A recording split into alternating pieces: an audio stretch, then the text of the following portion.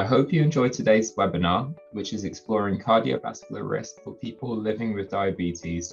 This presentation will look at the current guidance and new therapies which are available.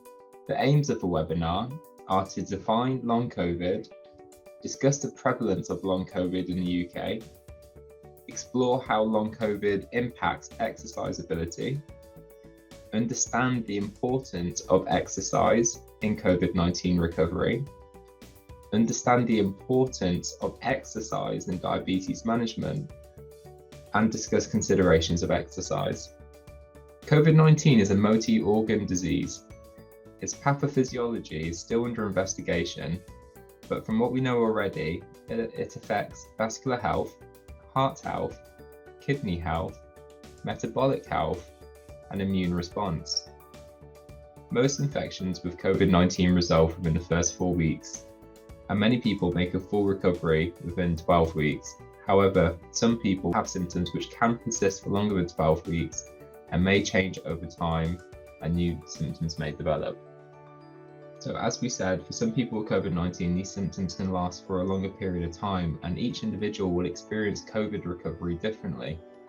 We can split long COVID into two categories: ongoing symptomatic COVID, where your symptoms continue for more than 4 weeks but less than 12. And if your symptoms last longer than 12 weeks, it would then be called post-COVID syndrome.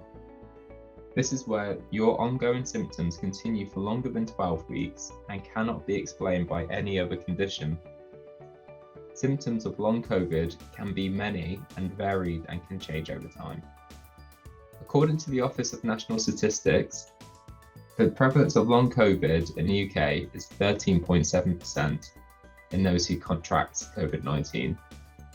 The prevalence is higher in women and adults aged 25 to 34 years old. It is more common in those living in the most deprived areas and those with pre-existing activity-limiting health conditions. Fatigue is one of the most commonly reported symptoms. 2 in 7 people recovering from long COVID report their ability to undertake their day-to-day activities have been limited a lot. Common symptoms of COVID-19 include respiratory and cardiovascular symptoms such as breathlessness, coughing, chest tightness, chest pain, palpitations. Generalized symptoms such as fatigue, fever, pain. Neurological symptoms such as cognitive impairment. Some people describe having brain fog, headaches, sleep disturbances, pins and needles, numbness. Gastrointestinal symptoms such as abdominal pain, nausea, diarrhea, anorexia or weight loss. Musculoskeletal symptoms such as joint pain or muscle pain. Psychological symptoms such as symptoms of depression or anxiety. And ear, nose and throat symptoms such as tinnitus, earache, sore throat, or loss of taste or smell. In particular, symptoms like fatigue, breathlessness, joint pain, and problems sleeping can make exercise more challenging. So we've discussed how some symptoms can make exercise more challenging, but one study in particular looked at 110 COVID survivors, and they found that 15.5% of COVID-19 survivors had significant impairment in their surface area for gas exchange, therefore affecting their breathing. Nevertheless, regular exercise is a vital part of COVID recovery, and in particular lung recovery. Regular exercise is an important part of their recovery, which helps those recovering to feel better, stronger and fitter, feeling better in themselves, minimize pain and stiffness in their joints, improve their sleep and improve recovery. Regular exercise is also an important part of diabetes management. In particular, aerobic exercise has been shown to reduce HbA1c, triglyceride levels, blood pressure, and insulin resistance.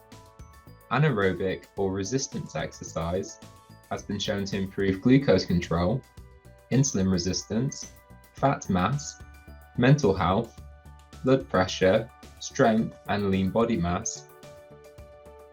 Obesity is an independent risk factor for COVID-19 severity and is linked to 30% of increased risks for severe COVID outcomes. Therefore, exercise plays an important role in weight management as well. and national guidance encourages a mix of aerobic and anaerobic exercise, aiming for 150 minutes of exercise a week. The advice from the Your COVID Recovery website advises start slowly and build up your level of activity over time. Set yourself small goals that you can do each day. You can start with small tasks such as less sitting time. Aim to do daily walks, such as walking for 5 minutes without stopping, and gradually build this up by 1 or 2 minutes at a time. Once you can do 10 minutes without stopping, aim to do 2 10-minute walks a day. And once you can achieve 3 10-minute walks, aim for 2 15-minute walks and gradually build that process up to 30 minutes of walking without stopping. People living with diabetes can still exercise even if they have diabetes complications such as problems with their eyes or their heart, but they will need to think a bit more about how their activity might affect their conditions and which activities they choose. For example, they should avoid high-intensity activities such as heavy lifting, and gentler, low-impact exercises may be better, such as swimming, cycling, or walking. If someone has problems with their feet, such as neuropathy or foot ulcers, they may need to avoid certain types of weight-bearing activities, such as jogging. Chair-based exercises may be better, and medications like insulin or sulfonylureas can be used to help reduce glucose levels. However, there is a risk that glucose levels may drop lower when exercising. If a person living with diabetes is on these medications and is physically active, there is a higher risk of hypoglycemia. Checking glucose levels regularly and carrying hypo treatment can help to reduce this risk. So in summary, exercise is important for COVID recovery. It's important for diabetes management. Symptoms of long COVID can make exercise more challenging. Encouraging walking, building up to 30 minutes a day, is an important part of the recovery and increasing exercise levels. However, it's also important to monitor glucose levels closely and always carry hypo treatment. So here are my references for the webinar today. Thank you everyone for listening. I hope you've enjoyed this webinar, and for more information, please visit the LDC website.